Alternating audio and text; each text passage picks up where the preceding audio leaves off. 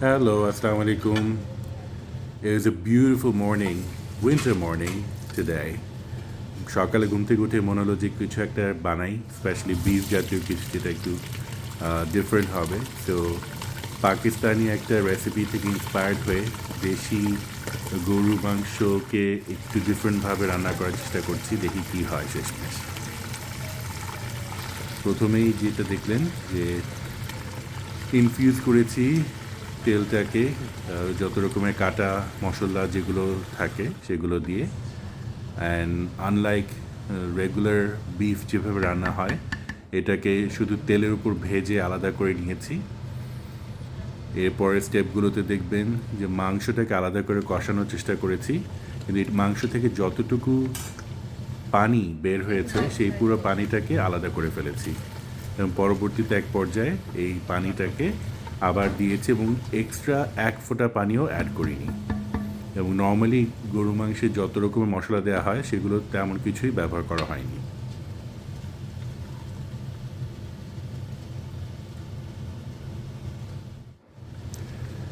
দেখতে পাচ্ছেন মাংসটা ইনফিউজড অয়েলে কীরকম ভাজা ভাজা হয়েছে, দেখতে মনে হয় খুব একটা খারাপ না। এবং এটা কিন্তু আসলে আমি কয়েকটা লেয়ারে করেছি, কয়েকটা ভাগে করেছি, যে যাতে প্রত্যেকটা মাংস ভালোভাবে ভাজা ভাজা হয়।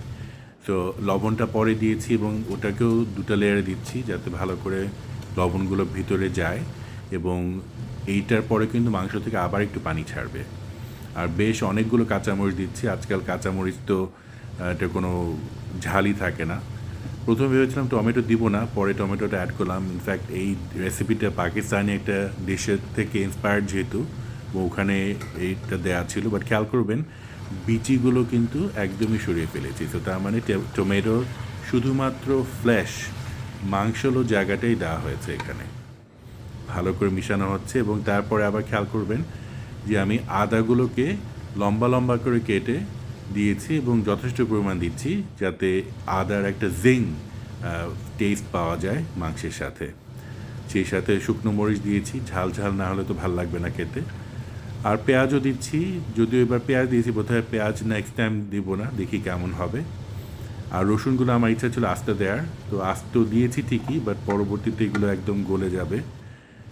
সো আর এখন দেখতে পাচ্ছেন যে এখানে যে পানিটা দিচ্ছি এটা কিন্তু আসলে পানি না, মাংসের ভিতর থেকে প্রথমে যে জাল হওয়া পানিটা বের হয়েছিল সেই পানিটা আলাদা করে রাখা ছিল, সেটাই আবার অ্যাড করে দিয়েছি।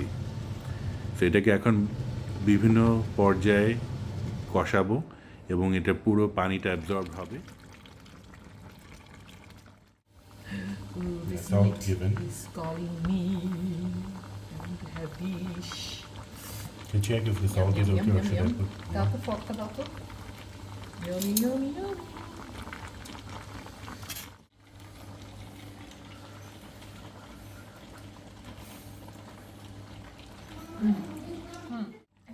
এই মরিচটা তো ঝাল নেই, রাইট? শাহিদাও খাবে আজকে।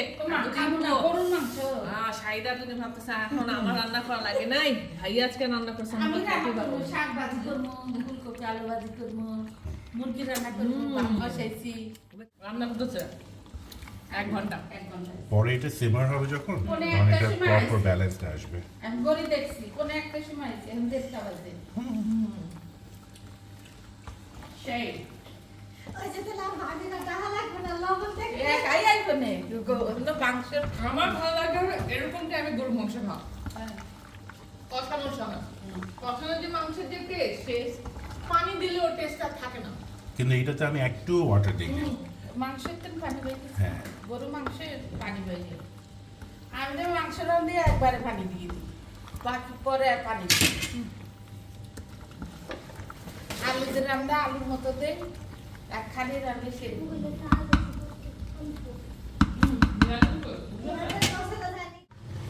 এটা দেখে হয়তো বুঝতে পারছেন যে পানি যেটা বের হয়েছিল আগে মাংস থেকে সেটা কিন্তু আলাদা করে রেখেছিলাম, যেটা একটু পর অ্যাড করব।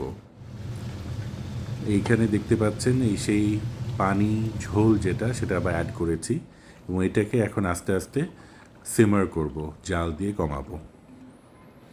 And this is how it looks finally. Let's see how it tastes. I hope my family enjoys it. Bon appetit.